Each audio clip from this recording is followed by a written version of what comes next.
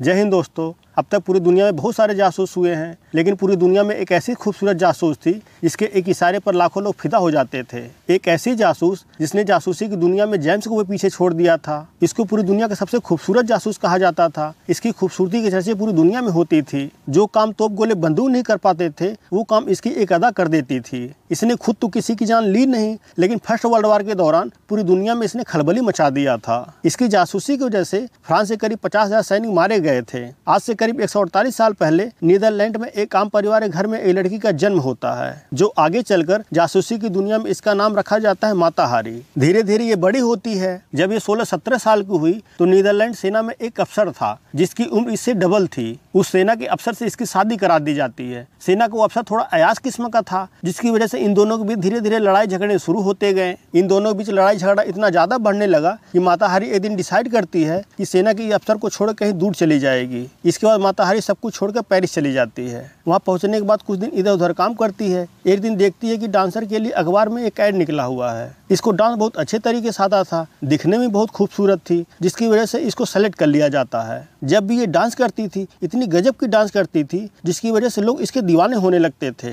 इसके डांस और खूबसूरती को देखने के लोग दूर दूर से आने लगे थे। इसके डांस और खूबसूरती के चर्चे पूरे पेरिस में होने लगे थे। पेरिस के बड़े बड़े जगहों पर इसका डांस होने लगा था। इसके डांस के लोग इतने दीवाने होने लगे, जिसकी वजह से इसका हर एक प्रोग्राम हाउसफुल जाने लगा। इसका डांस देखने के लिए लोगों को टिकट नहीं मिलती थी। इसके बाद यहाँ से माता हारी की जिंदगी में एक नया मोड़ आता है। इसके डांस को देखने के लिए बड़े बड़े रईस लोग आते हैं। सेना के जो बड़े बड़े अफसर होते हैं वो आते हैं। इसके बाद माता हारी का उठना बैठना उन बड़े बड़े वीआईपी लोगों के साथ होने लगा, जो बड़े बड़े ताकतवर लोग होते थे, जो शहर के बड़े बड़े अमीर लोग होते थे। उन सबके साथ इसकी अच्छी खासी दोस्ती होने लगी। माता हारी की जिंदगी में सब कुछ बिल्कुल सही तरीके से चल रहा था। इसी बीच होता क्या है, साल आता 1914। 1914 में फर्स्ट वर्ल्ड वॉर शुरू हो जाता है। शुरू तो किसी और देश ने किया था, लेकिन धीरे धीरे सभी देश इस जंग में कूद पड़ते हैं। और इन्हीं में दो देश और थे, जर्मनी और फ्रांस। इन दोनों देशों की आपस में कोई पर्सनल दुश्मनी नहीं थी, लेकिन ये दोनों देश अपने अपने मित्र देशों का साथ दे रहे थे, जिसकी वजह से एक दूसरे का दुश्मन बन जाते हैं। 30 अगस्त 1914 को जर्मनी ने फ्रांस की राजधानी पेरिस के ऊपर बमबारी कर दिया। पेरिस के ऊपर जब बम गिरा तो फ्रांस इससे शौक हो गया। फ्रांस ने सोचा जर्मनी से हमारी कोई पर्सनल दुश्मनी भी नहीं है, इसके बावजूद भी वो हमारे ऊपर बम गिरा रहा है। इसके बाद फ्रांस अपने शहर को बचाने के लिए एक चाल चलता है। फ्रांस पेरिस जैसा सेम टू सेम शहर के बाहर कुछ दूर पर एक नया डुप्लीकेट रबर का पेरिस शहर बनवाता है। फ्रांस एक नया नकली का शहर इसलिए बनवाता है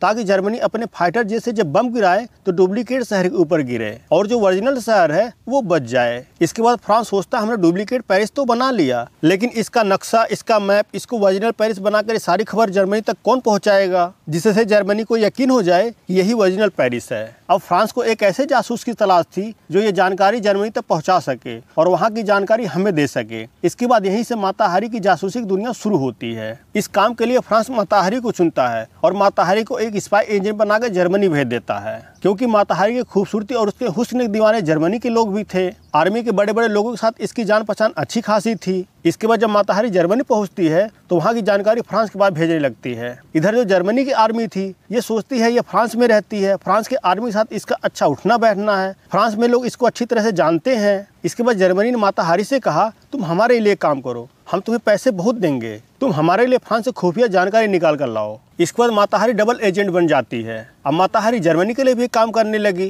फ्रांस से खुफिया जानकारी निकालकर जर्मनी को देने लगी और जर्मनी से खुफिया जानकारी निकालकर फ्रांस को देने लगी। इधर इन दोनों बीच युद्ध होता रहता है। फ्रांस जर्मनी के ऊपर बमबारी करता है और जर्मनी फ्रांस के ऊपर बमबारी करता है। इसके कुछ समय बाद ब्रिटेन के शक हो गया कि माता हारी एक डबल एजेंट है, ये अलग अलग देशों के लिए जासूसी करती है। इधर फ्रांस जर्मनी के आगे कमजोर पड़ता जा रहा था। लगातार जर्मनी की सेना फ्रांस के ऊपर भारी पड़ती जा रही थी। इसके बाद फ्रांस सेना के जो बड़े ऑफिसर थे उन सबके ऊपर सवाल उठने शुरू हो गए। मीडिया और वहाँ की जनता सेना से जवाब मांगने लगी। अब ये लोग करे तो क्या करे, इनको जवाब देना भारी पड़ने लगा। अब सेना के लोगों को एक बलि का बकरा चाहिए था। इधर ब्रिटेन ने सबके दिमाग में एक डाउट तो डाल ही दिया था कि माता हारी एक डबल एजेंट है। आर्मी ने सारा इल्जाम माता हारी के ऊपर डाल दिया। आर्मी ने कहा माता हारी एक डबल एजेंट है, ये फ्रांस में रहकर फ्रांस के साथ गद्दारी कर रही है, फ्रांस की खुफिया जानकारी जर्मनी के पास भेज रही है। इसके बाद आर्मी ने माता हारी को तलाशना शुरू कर दिया। ये खबर माता हारी के पास पहुंची। इसको कुछ लोगों ने बताया तुम्हारे खिलाफ साजिश हो रही है, तुम्हें बलि का बकरा बनाया जा रहा है, तुम्हारे जान को खतरा है।